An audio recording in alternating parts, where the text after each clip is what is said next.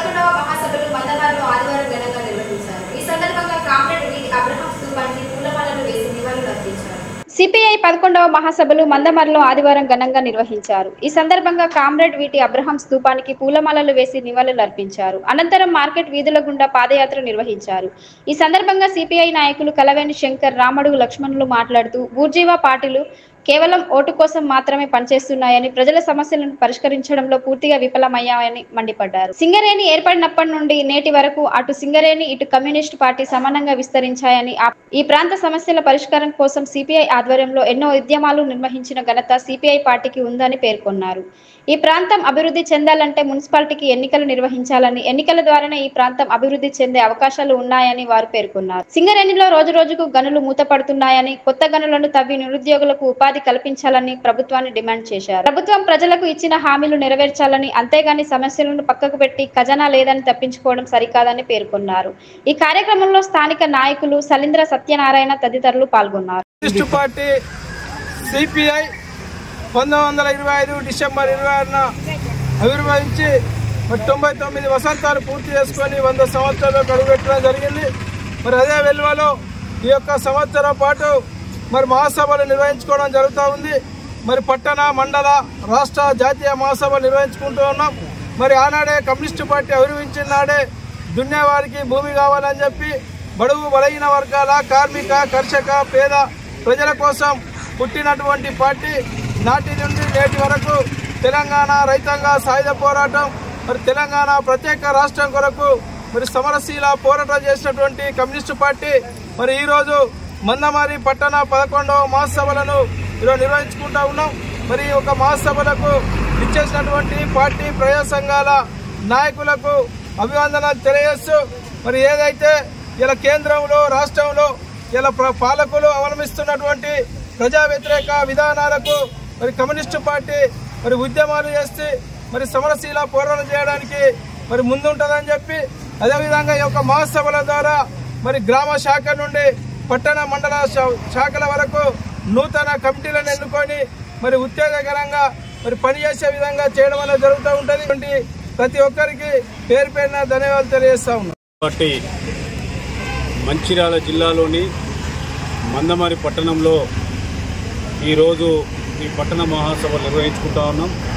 దీనికి ముందుగా ఈ మందమర్రి పట్టణానికి స్వేచ్ఛ, స్వతంత్రం, ప్రజాస్వామ్యం ఆ విలువలను నిలబెట్టడం కోసం అసూలు బాసినటువంటి అమరజీవి కామ్రేడ్ వీటి అబ్రహాం గారి స్తూపాన్ని పూలమాలతో సత్కరించుకొని వారి ఆశయాల్ని కొనసాగిస్తామనేటువంటి విలువలో ఈ మందమర్రి పట్టణ మహాసభలు జరుగుతూ ఉన్నాయి.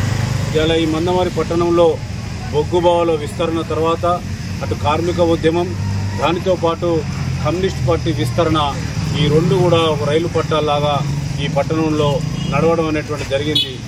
ఈ కమ్యూనిస్ట్ పార్టీ వెల్లువలోనే ఇక్కడ జరిగినటువంటి అరాచకత్వానికి వ్యతిరేకంగా, గుండాయిజానికి వ్యతిరేకంగా, ప్రజాస్వామ్య విలువల్ని కాపాడడం కోసం వీటి అబ్రహాం గారు నాటినటువంటి విత్తనాలే ఇవాళ ఈ మందమర్రి పట్టణాన్ని నేటికి కాపాడేటువంటి పరిస్థితి వస్తుందనేటువంటి విషయాన్ని ఈ సందర్భంగా తెలియపరుస్తూ ఉన్నాం. ఇందాక నేను చెప్పినట్టుగా ఈ మంచిర్యాల జిల్లాలోనే మొట్టమొదటిసారిగా మందమర్రి మండలం ద్వారా ఇవాళ మా అమరజీవి కామ్రేడ్ వీటి అబ్రహాం గారిని స్మరించుకుంటూ వారి ఆశయాల విలువల్ని నిలబెట్టుకుంటూ ఈ జిల్లా వ్యాప్తంగా అన్ని మండలాల్లో కూడా మహాసభలు విజయవంతం కావాలని చెప్పి ఇవాళ ఈ జిల్లాలో ఈ టౌన్ ద్వారా ప్రారంభమైనటువంటి మహాసభ ఈ పట్టణంలో 400 సభ్యత్వం 13 శాఖలతో విస్తరిస్తున్నటువంటి ఈ పట్టణంలో మరింత బలమైనటువంటి ప్రజా సంఘాల విస్తరణ జరిగి రానున్నటువంటి రోజులలో ఈ మందమర్రి పట్టణంలో ప్రధానంగా కమ్యూనిస్ట్ పార్టీ, ఈ బూర్జో పార్టీలకు అట్లాగే ప్రభుత్వానికి ఒక గుర్తింపును చేయడం జరుగుతూ ఉన్నది. ప్రజాస్వామ్యయుతంగా మనం ఎంచుకున్నటువంటి ప్రజాస్వామ్యంలో రాజ్యాంగబద్ధంగా మందమర్రి పట్టణంలో ఎన్నికలు నిర్వహించాలని చెప్పి ఈ సందర్భంగా విజ్ఞప్తి చేస్తాం. హాజీపూర్ మండలం టికనపల్లి గ్రామ శివారులోని స్థానిక కమన్కుంట పాట చెరువులో శనివారం హాజీపూర్కు చెందిన కొంతమంది మత్స్యకారులు డ్రోన్ సహాయంతో గడ్డి మందును పెద్ద ఎత్తున పిచికారీ చేశారు. కొంతమంది వ్యక్తులు స్థానిక గ్రామ చెరువులో ఏకంగా డ్రోన్ సహాయంతో గడ్డి మందును చెరువంతా పిచికారీ చేయడంతో ప్రమాదకారిగా మారింది. స్థానిక గ్రామస్తుల కథనం మేరకు సంఘటన వివరాలు ఇలా ఉన్నాయి. హాజీపూర్ మండలం టికనపల్లి గ్రామ శివార్లోని స్థానిక కమన్కుంట పాట చెరువులోని శనివారం హాజీపూర్కు చెందిన కొంతమంది మత్స్యకారులు డ్రోన్ సహాయంతో గడ్డి మందును పెద్ద ఎత్తున పిచికారీ చేశారు. అయితే చెరువులో చాలా వరకు గుర్రపు డెక్క విస్తరించి ఉండడంతో చేపలు పట్టే ఇబ్బందులను తొలగించుకునేందుకు డ్రోన్ ద్వారా గడ్డి మందు పిచికారీ చేయించారు. డ్రోన్ తో గడ్డి మందు పిచికారీ చేయించడంతో చెరువును ఆనుకొని ఉన్న పంట పొలాలతో పాటు పొలం గట్లపై కూడా గడ్డి మందు పేరుకుపోయింది. దీంతో పంట పొలాల గట్లపై ఉన్న గడ్డిని మేస్తూ చెరువులో నీటిని తాగుతున్న పలు గేదెలు, ఆవులు, మేకలు, గొర్రెలు అస్వస్థకు గురవుతున్నాయి. గుర్రపు డెక్కను కూలీలతో తొలగించే ప్రయత్నం చేయకుండా ఇలా రసాయనిక మందును చెరువులో పిచికారీ చేయించడంతో చెరువులోని నీరు నల్ల రంగులోకి మారి నీరంతా కలుషితం అయిపోయిందని స్థానిక గ్రామస్తులు వాపోయారు. అలాగే స్థానిక రజకులు సైతం బట్టలు ఉతికేందుకు ఇబ్బందులు పడుతున్నారని స్థానికులు పేర్కొంటున్నారు. వెంటనే మత్స్యశాఖ అధికారులు స్పందించి గడ్డి మందు పిచికారీ చేయించిన వారిపై చట్టపరమైన చర్యలు తీసుకునేలా చూడాలని కోరుకుంటున్నారు.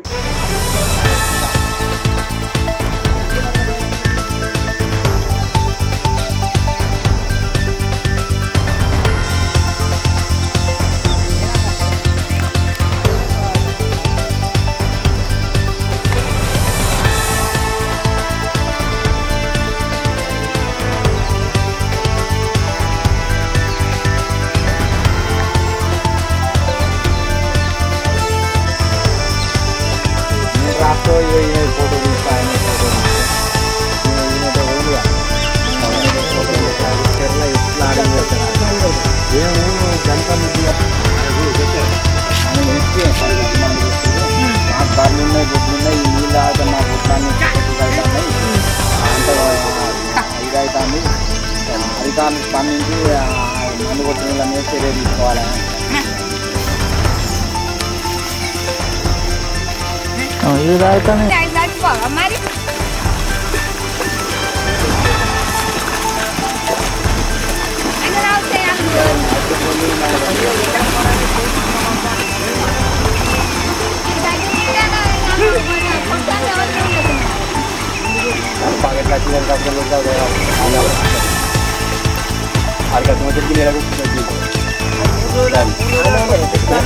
మరి అదే అనేక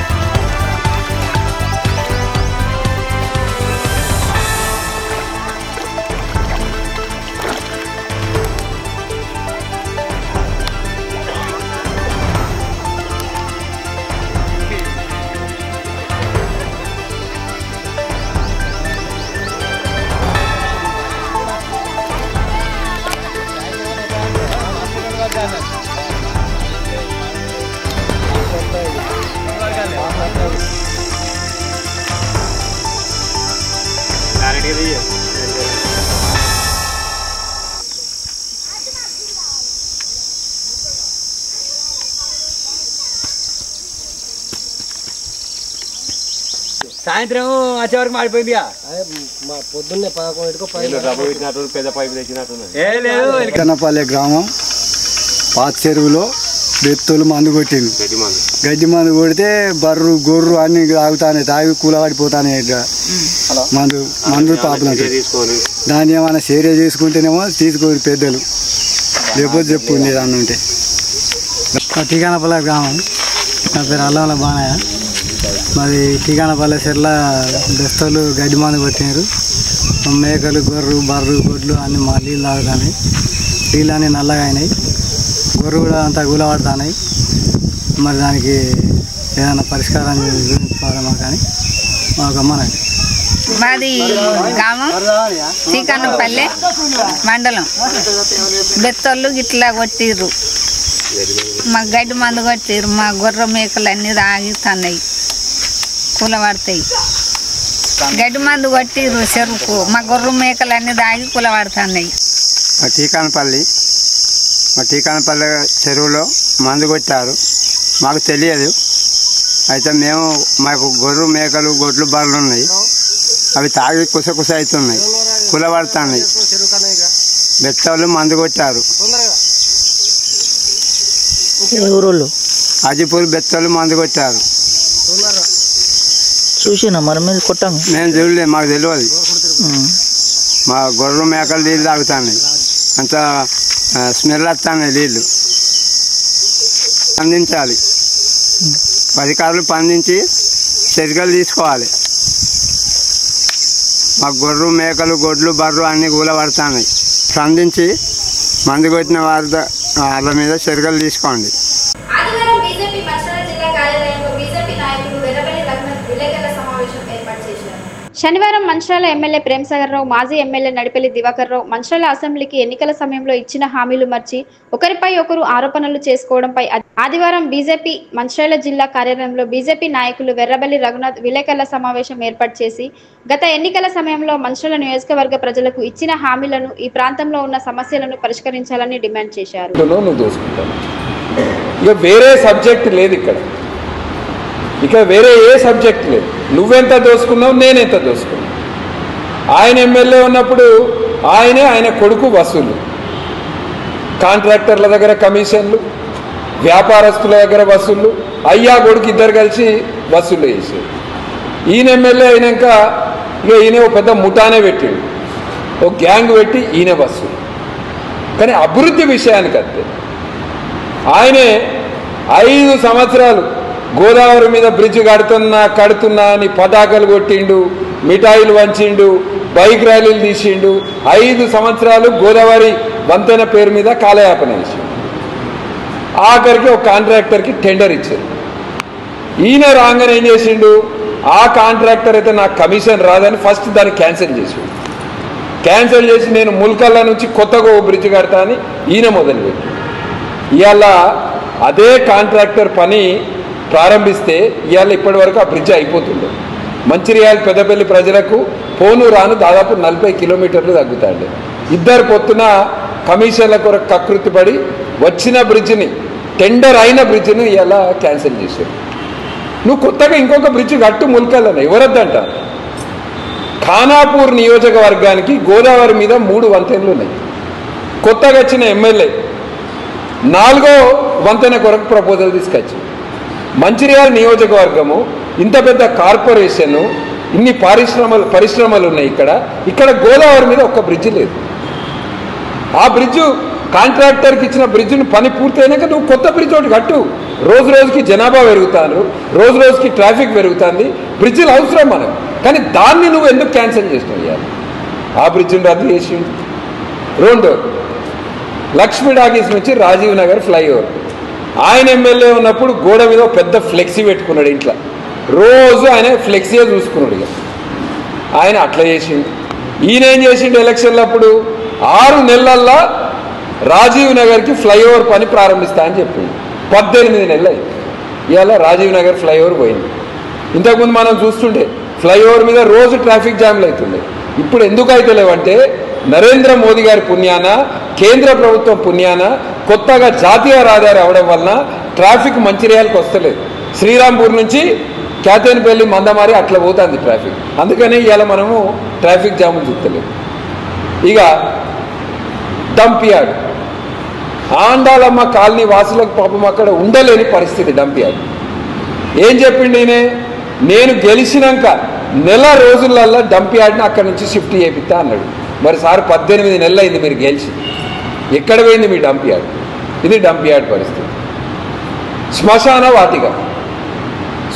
వాటిక గడతానికి ఆయనే హోటల్లో మీటింగ్ పెట్టి వ్యాపారస్తులందరినీ కూర్చుండబెట్టి ఆయన కుల సంఘాల దగ్గర 5-5 లక్షల రూపాయలు ఆయన వసూలు చేసిండు. ఓ కుల సంఘం పెద్ద మనిషి చెప్తాడు నాతోటి, ఆయన 5 లక్షలు అడిగిండు, ఈయన రాగానే 10 లక్షలు అడిగిండు. మరి రేపు భావి తరాలంటే భవిష్యత్తులో వచ్చేటోళ్ళు ఎన్ని అడుగుతారు? మేము ఇవాళ శ్మశాన వాటికకి ఇస్తున్నాం, మరి రేపు డంప్ యార్డ్కి కూడా అడుగుతారా?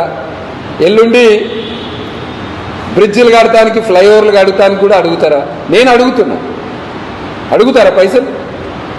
కుల సంఘాలను బెదిరించి పైసలు అడుగుతారా? వ్యాపారస్తులను బెదిరించి పైసలు అడుగుతారా? రేవంత్ రెడ్డి గారు ముఖ్యమంత్రి నియోజకవర్గం కొడంగల్లో కూడా అభివృద్ధి పనులు అక్కడ కూడా శ్మశాన వాటికకు కుల సంఘ నాయకుల దగ్గర అడుగుతారా?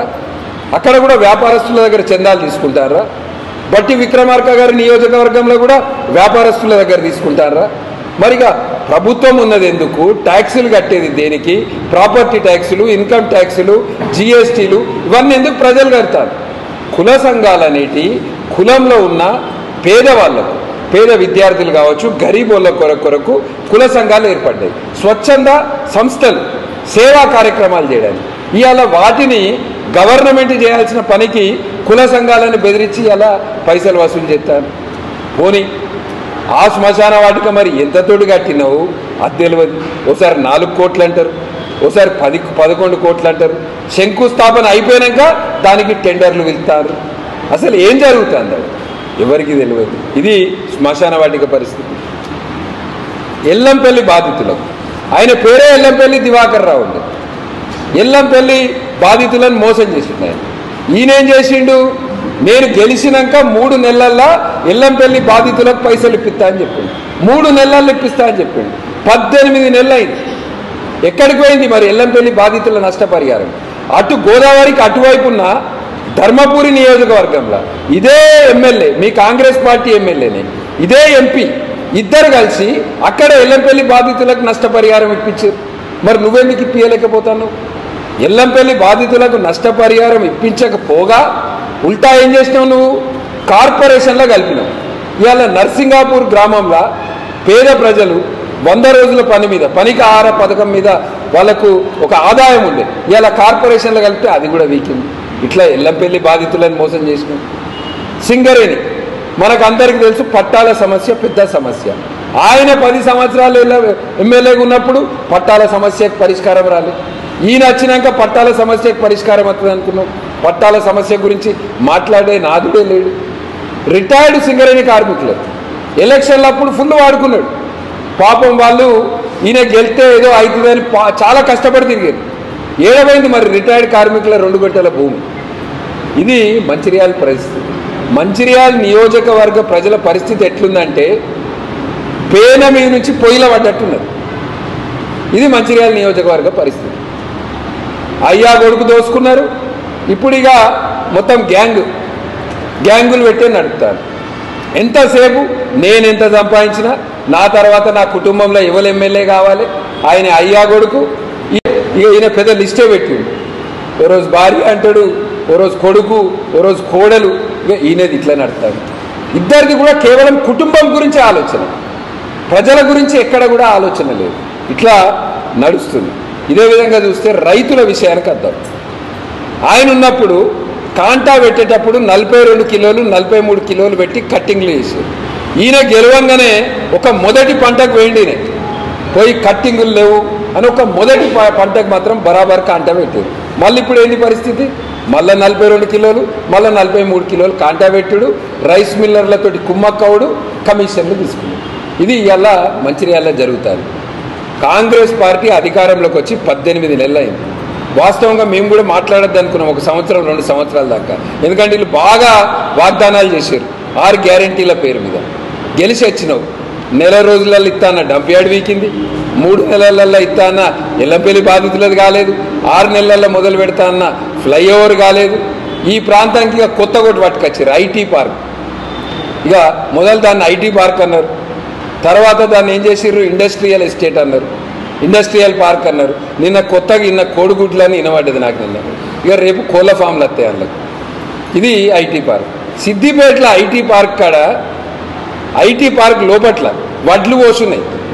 సిద్దిపేట ఐటీ పార్క్ ఒక్కడ అత్తలేడు దిక్కులేడంటే ఇక మంచిర్యాలలో నువ్వు ఐటీ పార్కులు పెట్టి ఐటీ కంపెనీలు వస్తాయి. ఇట్లా కొత్తగా దందాలు చేసి పేద ప్రజల భూములు గుంజుకొని కబ్జాలు చేసి కమిషన్ల కొరకు ఇవన్నీ కూడా కొత్త కొత్త స్కీములు వేసుడు తప్పించి ఏం లేదు. నువ్వు అంటున్నావు కదా చర్చకు సిద్ధమని. మేము చర్చకు సిద్ధం. 3 పార్టీల నాయకులను విలువరి. నేను ఇక్కడికి వచ్చిన మీడియా మిత్రులందరినీ కూడా కోరుతున్నా, లైవ్ టీవీలో చర్చకు సిద్ధం. ఏం చెప్పినావు ఎన్నికల కంటే ముందు, ఏం చేసినావు? 18 నెలలు అయింది మీరు గెలిచి. 18 నెలల మా అక్కలకు చెల్లెళ్ళకి అందరికీ తులం బంగారం, స్కూటీ, నెలకు 2500 అన్నారు. ఏడవైంది. నిరుద్యోగులకు ఆ టీఆర్ఎస్ వాళ్ళు నెలకు 3000 ఇస్తామంటే ఇల్లు 4000 ఇస్తామన్నారు. ఏడవైంది. 3000 ఏడవైనాయి, 4000 ఏడవైనాయి. రైతులకు రైతు భరోసా ఏడవైంది. రుణమాఫీ ఇంకా చక్కగా కాలేదు. రైతులను ఇబ్బంది పెట్టుడు. ఇట్లా కాంగ్రెస్ పార్టీ అంటేనే 420 పార్టీ. 420 పార్టీ. ఇంకేం చెప్తాడు? తెలంగాణ మొత్తంలోనట మంచిర్యాల నియోజకవర్గం రోల్ మోడల్ అవుతుందట. దేంట్లో రోల్ మోడల్ అవుతుంది సార్? భూ కబ్జాలల్లో రోల్ మోడల్ అవుతుందా? బెదిరింపు రాజకీయాలల్లో రోల్ మోడల్ అవుతుందా? గ్యాంగులు పెట్టి నల్పించుట్ల రోల్ మోడల్ అవుతుందా? ఇవాళ మంచిర్యాల గురించి తెలంగాణ మొత్తం చర్చ అవుతుంది. మంచిర్యాలలో పెట్టినన్ని అట్రాసిటీ కేసులు ఇంకెక్కడ లేవు. మంచిర్యాలలో పెట్టినన్ని ప్రతిపక్ష పార్టీ నాయకుల మీద కేసులు ఇంకెక్కడ పెట్టలేదు. మంచిర్యాలలో జరిగినన్ని దాడులు ఇంకెక్కడా జరగలేదు. తెలంగాణ రాష్ట్రం అంతా ఇదే చర్చ అవుతారు. ఆఖరికి దళితులను కూడా వదిలిపెడతలేరు. మీ స్వంత పార్టీ ఎంపీకి కనీస గౌరవం లేదు, ప్రోటోకాల్ లేదు. ఇక నువ్వు రాజ్యాంగం గురించి మన ర్యాలీలు తీసిరు. అంబేద్కర్ రాజ్యాంగాన్ని వీళ్ళే కాపాడతారట అని కాంగ్రెస్ పార్టీ వాళ్ళంతా ర్యాలీలు తీసారు. మీ స్వంత పార్టీ ఎంపీకి కనీస గౌరవం లేదు, ప్రోటోకాల్ లేదు. ఇక మీరు వేరేళ్ళ గురించి మాట్లాడతారు. ఇట్లా కాంగ్రెస్ పార్టీ అన్ని వర్గాలు, అటు సింగరేణి కార్మికులను, రిటైర్డ్ కార్మికులను, సింగరేణి పట్టాల సమస్య, ఇటు ఎల్లంపల్లి బాధితులను, అటు రైతులను, ఇక్కడ మంచిర్యాల పట్టణంలో ఉన్న సమస్యలు ఏవి కూడా పరిష్కరించకుండా ప్రెస్ మీట్, ఎవడన్నా రోడ్ల మీద ప్రెస్ మీట్ పెడతాడా? రోడ్ల మీద ఎవరన్నా ప్రెస్ మీట్ పెడతారా? ట్రాఫిక్ ఇబ్బంది, వ్యాపారస్తులందరినీ కూర్చుండబెట్టుకొని రాజకీయాలు మాట్లాడతారు. వ్యాపారస్తులను ప్రెస్ మీట్లో కూర్చుండబెట్టుకొని రాజకీయాలు మాట్లాడతారు. ఎవరన్నా వ్యాపారస్తులు అర్థమైతే లేనట్టుంది. మన ఎమ్మెల్యే గారికి భయమును భక్తికి తేడా అర్థమైతే లేదు. భక్తితోటి వస్తారు అందరూ అనుకుంటాను, ప్రేమతోటి వస్తారు అనుకుంటాను, భయంతో వస్తారు. వ్యాపారస్తులను బెదిరించుడు, కుల సంఘాలను బెదిరించుడు, మొన్న ఎమ్మెల్సీ ఎన్నికలప్పుడు స్కూళ్ళు కాలేజీలను బెదిరించుడు, కాంట్రాక్టర్లను బెదిరించుడు, ఎవరిని వదులుతలేరు. భయానికి భక్తికి తేడా తెలియదు. ఇది ఇలా మంచిర్యాలలో జరుగుతున్నది. మీరు ఇచ్చిన ఎన్నికల సమయంలో ఇచ్చిన హామీలు నెరవేర్చు, మీరు చెప్పినవి నెరవేర్చు. ఏం చెప్పిండ్రు అవి చేయండి. కడతామనే కట్టురు. గోదావరి మీద ముల్కల్ల బ్రిడ్జ్ ఎవరికి ఇచ్చిర్రు ప్రపోజల్? 2 నెలల్లో పని ప్రారంభమవుతుంది. ఏడికెళ్ళొస్తే పైసలు? ఇవి గుర్తుపెట్టుకొని మీరు ఇచ్చిన హామీలు నెరవేర్చు. ప్రజలకు ఇచ్చిన డంప్ యార్డ్ని అక్కడికి వెళ్ళి షిఫ్ట్ చేయండి. ఎల్లంపల్లి బాధితులకు నష్టపరిహారం చెల్లిపోయింది, సింగరేణి కార్మికులకు పట్టాలు ఇప్పేరు, రిటైర్డ్ కార్మికులకు 2 గుంటల భూమి ఇయ్యి, రైతులకు ఎటువంటి కట్టింగ్ లేకుండా వడ్లు కొనుర్రు, మంచిర్యాల టౌన్కి కావాల్సిన ఫ్లైఓవర్ని కట్టించండి, గోదావరి మీద వంతెన వెంటనే నిర్మాణం చేపట్టాలని మేము డిమాండ్ చేస్తూ, ఇక ఇంకొక ఆయన మాజీ ఎమ్మెల్యే కొడుకున్నాడు. ఆయన నిన్న ప్రెస్ మీట్ పెట్టి ప్రెస్ మీట్లో ఆయనే మోడీ గారిని విమర్శిస్తాడు. బీజేపీ వాళ్ళకి ఏం పని లేదట, తిరంగా యాత్రలు తిత్తారట. బరాబర్ తిరంగా యాత్ర తిత్తాం, రోజు తిత్తాం. బీజేపీ పార్టీ అంటేనే జాతీయ భావం కలిగిన పార్టీ. తిరంగా యాత్రలు తిత్తే ఏం నష్టం ఉండదు. ఈయన ఒకసారి అంటాడు, ఈయనకు అసలు పహల్గాం ఏడుందో తెలుసా? నాకు గదొక డౌట్ ఉన్నది. ఈయనకు పహల్గాం ఏడుందో తెలుసా? కశ్మీర్ ఏడుందో తెలుసా? ఈయన ఎన్నడైనా పోయి చూసిండా? ఓసారి అంటాడు దాడి మోడీ గారి చేయించారు అంటాడు. అసలు ఏమైనా తెలుగుండి మాట్లాడుతాండ? పాకిస్తాన్ ప్రధానమంత్రి నిన్న పాకిస్తాన్లో మాట్లాడుతూ రాత్రి 2:30 గంటలకు ఆర్మీ చీఫ్ ఫోన్ చేసి మన ఎయిర్ బేస్ల మీద ఇండియన్ మిసైల్స్ దాడి చేసిందని స్వయంగా పాకిస్తాన్ ప్రధానమంత్రి చెప్పారు. ఇక మరి ఈయన రాజకీయాలలో లీడర్ కావాలంటే ఫస్ట్ నీ స్థాయి ఏంటిది, మోడీ గారి స్థాయి ఏంటిది ఆలోచించి మాట్లాడు. ఇది చెప్తున్నాము టీఆర్ఎస్ నాయకులకు కూడా, మీ లిమిట్స్ క్రాస్ కాకూడదు. ప్రతిపక్ష పార్టీగా మీ పాత్ర మీరు పోషించరు, మా పాత్ర మేము పోషిస్తున్నాం. అధికార పార్టీ నాయకులకు కూడా చెప్తున్నాం, ప్రెస్ మీట్లల్లో గౌరవంగా మాట్లాడారు. వట్టిగా చిల్లర మాట్లాడి మీకు మీరు దిగజార్చుకోండి.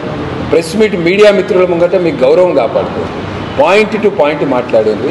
వట్టిగానే ప్రెస్ మీట్లు పెట్టుకొని ఏదో ఇష్టం ఉన్నట్టు అన్పార్లమెంటరీ లాంగ్వేజ్లో మాట్లాడి మీ యొక్క విలువను దిగజార్చుకోకండి. పాయింట్ మీద పాయింట్ మాట్లాడు. మేము చర్చకు సిద్ధం. మోదీ గారి ప్రభుత్వం ఏం చర్చ చేసిందో, ఏం అభివృద్ధి చేసిందో మేము చర్చకు సిద్ధం. కేంద్ర ప్రభుత్వం చేసే అభివృద్ధి మీద మేము చర్చకు సిద్ధం. మీరు కూడా రండి. గత ప్రభుత్వం టీఆర్ఎస్ ప్రభుత్వం ఏం చేసింది, ఇప్పుడున్న కాంగ్రెస్ పార్టీ ఏం చేస్తాను, చర్చకు రండి. బహిరంగ మందమరి పట్టణంలోని పాలచెట్టు వద్ద ఉన్న శ్రీ పంచముఖ ఆంజనేయ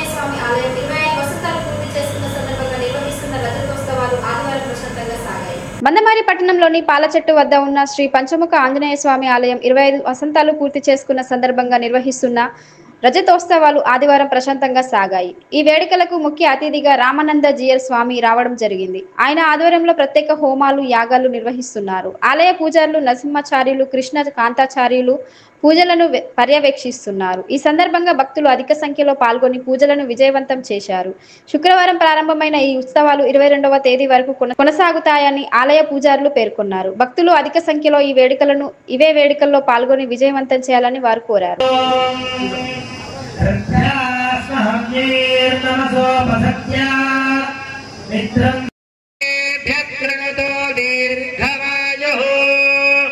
शतको सहस्राभेषजानि धत्तः यज्ञन्नो राजा वरुणमुपजातो तन्नो विश्वे अभिसंयं दीर्घवायो प्रतिरद्धेषजानि स्वाहा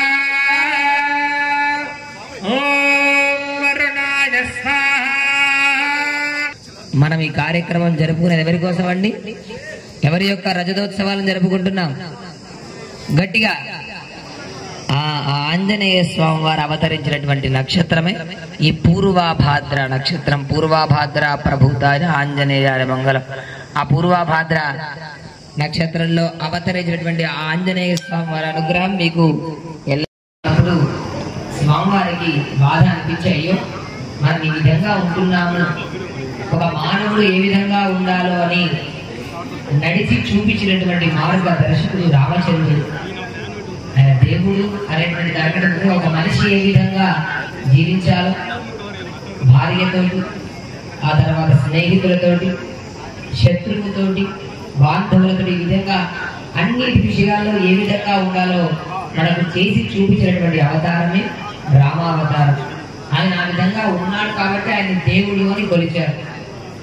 అటువంటి రామాన్ని నాకు దూషించిన అయ్యో ఆ విధంగా జరిగితే ఎలా అని అక్కడికి వెళ్ళి ఆయనకంత విషయాన్ని చెప్పి అక్కడ నుంచి మొదలుకొని 108 స్థానాల్లో ఆసేతు హిమాచల పర్యంతం, నేపాలు హిమాలయ కొండల వరకు మొదలుకొని ఇలా 108 స్థానాలు పెదజీయ స్వామివారు 27 రోజులు ఒక ప్రాంతంలో ఉండి అందరి చేత రామ రామ అనేటువంటి నామాన్ని రాపిస్తూ చదివిస్తూ దాని యొక్క వైభవాన్ని చెబుతూ శ్రీరామ స్తూపాలను స్థాపించారు. పెదజీ అయ్యగారి స్వామిది కూడా ఈ నక్షత్రం. చక్కగా ఇంకా ఇటువంటి కార్యక్రమాలు జరిపే విధంగా ఆ స్వామికి అనుగ్రహాన్ని ఇవ్వాలి, మీ అందరికీ కూడా భగవంతుడు ప్రసాదించాలి ఆచార్యుల ద్వారా అని కోరుకుంటూ ఆ యొక్క నక్షత్ర జాతకం చక్కగా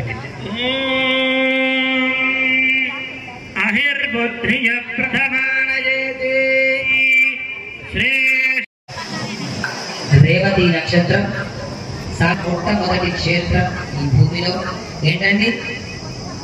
శ్రీరంగం. సాక్షాత్తు రామచంద్రుడు ఆరాధన చేసినటువంటి పూర్తి చేసినటువంటి ఆ విగ్రహమే శ్రీరంగంలో ఉన్నటువంటి ఆ రంగనాథుడు. అలా అలా వంశం నుంచి వస్తూ విభీషణుడు అక్కడ రంగనాథుడు అవతరించినటువంటి నక్షత్రం రేవతి. ఆ యొక్క అధిదేవత మంత్రాన్ని చెప్తున్నారు.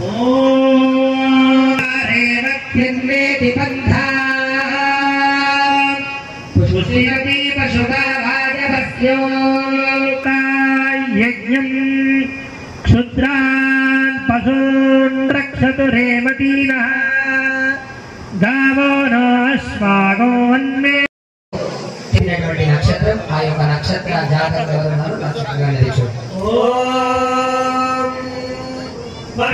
నక్షత్ర మధ్య ఇవేశయన్నమృతానర్త్యాగశ్చ రూపం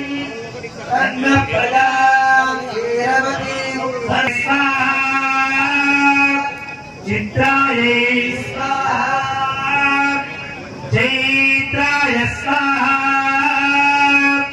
ప్రజాయే స్వాహా. భక్తుల కోసం ఆ భగవంతుడు ఉన్నాడు.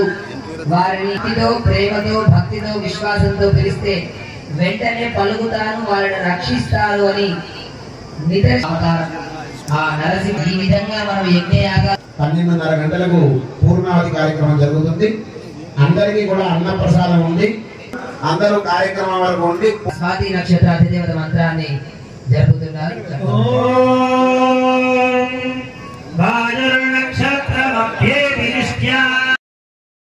మనం నిన్నటి సాయంకాలం అంకురార్పణతో ఆరంభించుకొని ఈ పూట మనకి యాగశాలలో 5 రోజులు జరగవలసినటువంటి శ్రీమద్ రామాయణ శ్లోక సంపుటీకరణ రామ మూలమంత్ర హవనానికి పూర్వరంగంగా అగ్ని ప్రతిష్ఠా కార్యక్రమాన్ని ఆరంభించుకుంటున్నాం. ఈనాడు మనకి రామచంద్రుడు అవతరించినటువంటి వంశం సూర్యవంశానికి మూలమైనటువంటి సూర్యుడు ఉండేటువంటి రోజు అంటే ఆదివారం, భానువాసరము అని దీనికి పేరు. మనకి ఈనాడు జరిగేటువంటి అగ్ని ప్రతిష్ఠా కార్యక్రమానికి వైదికమైన అగ్నిని మనం గ్రహించాలి అని మనం నిన్న చెప్పుకున్నా. వైదికంగా అగ్ని కావాలి అని అంటే అది సహజమైన అగ్ని కావాలి. ఏదో కృత్రిమంగా మనం తయారు చేసుకునేటువంటి పరికరాలతో ఉత్పన్నమయ్యే అగ్ని మనకి అది వైదిక అగ్ని కాదు. మరి వైదికమైన అగ్ని ఎలా మనం గ్రహించాలి అంటే యజ్ఞయాగాది క్రతువులలో 3 రకాలుగా అగ్నిని మనం గ్రహిస్తాం. 1 బాలాగ్ని, 2 యువాగ్ని, 3 వృద్ధాగ్ని అని పిలుస్తారు. బాలాగ్ని అని అంటే ఇప్పుడు మనం ఏ ప్రక్రియ ద్వారా అగ్నిని మనం దాన్ని గ్రహించాలని సిద్ధపడుతున్నామో అరణి మథన కార్యక్రమం ద్వారా దానికి బాలాగ్ని అంటే అప్పటికప్పుడు ఆవిర్భవించినటువంటి అగ్ని. ఆ తర్వాత ప్రతిష్ఠ సమయంలో ఏదైతే అరణి మందిరం ద్వారా ఏర్పడినటువంటి అగ్నిని పూర్వకాలం మనకి ఆలయాల్లో మనకి భగవంతుడికి నివేదన చేసే ప్రసాదాలు తయారు చేయడానికి ఉండేటువంటి వంటశాలలలో ప్రతిష్ఠ నాడు ఏర్పడిన అగ్ని అది క్రమక్రమంగా అలాగే సాగుతూ ఉంటుంది. అంటే ఆరకుండా నిత్యము అక్కడ పదార్థాలు తయారవుతూ ఉంటాయి, వాటిని భగవంతుడికి నివేదన చేస్తూ ఉంటారు. అది మనం నిన్నటి సాయంకాలం అంకురార్పణతో ఆరంభించుకొని ఈ పూట మనకి యాగశాలలో 5 రోజులు జరగవలసినటువంటి శ్రీమద్ రామాయణ శ్లోక సంపుటీకరణ రామ మూలమంత్ర హవనానికి పూర్వరంగంగా అగ్ని ప్రతిష్ఠా కార్యక్రమాన్ని ఆరంభించుకుంటున్నాం. ఈనాడు మనకి రామచంద్రుడు అవతరించినటువంటి వంశం సూర్యవంశానికి మూలమైనటువంటి సూర్యుడు ఉండేటువంటి రోజు అంటే ఆదివారం, భానువాసరము అని దీనికి పేరు. మనకి ఈనాడు జరిగేటువంటి అగ్ని ప్రతిష్ఠా కార్యక్రమానికి వైదికమైన అగ్నిని మనం గ్రహించాలి అని మనం నిన్న చెప్పుకున్నా. వైదికంగా అగ్ని కావాలి అని అంటే అది సహజమైన అగ్ని కావాలి. ఏదో కృత్రిమంగా మనం తయారు చేసుకునేటువంటి పరికరాలతో ఉత్పన్నమయ్యే అగ్ని మనకి అది వైదిక అగ్ని కాదు. మరి వైదికమైన అగ్ని ఎలా మనం గ్రహించాలి అంటే యజ్ఞయాగాది క్రతువులలో 3 రకాలుగా అగ్నిని మనం గ్రహిస్తాం. 1 బాలాగ్ని, 2 యువాగ్ని, 3 వృద్ధాగ్ని అని పిలుస్తారు. బాలాగ్ని అని అంటే ఇప్పుడు మనం ఏ ప్రక్రియ ద్వారా అగ్నిని మనం దాన్ని గ్రహించాలని సిద్ధపడుతున్నామో అరణి మథన కార్యక్రమం ద్వారా దానికి బాలాగ్ని అంటే అప్పటికప్పుడు ఆవిర్భవించినటువంటి అగ్ని. ఆ తర్వాత ప్రతిష్ఠ సమయంలో ఏదైతే అరణి మందిరం ద్వారా ఏర్పడినటువంటి అగ్నిని పూర్వకాలం మనకి ఆలయాల్లో మనకి భగవంతుడికి నివేదన చేసే ప్రసాదాలు తయారు చేయడానికి ఉండేటువంటి వంటశాలలలో ప్రతిష్ఠ నాడు ఏర్పడిన అగ్ని అది క్రమక్రమంగా అలాగే సాగుతూ ఉంటుంది. అంటే ఆరకుండా నిత్యము అక్కడ పదార్థాలు తయారవుతూ ఉంటాయి, వాటిని భగవంతుడికి నివేదన చేస్తూ ఉంటారు.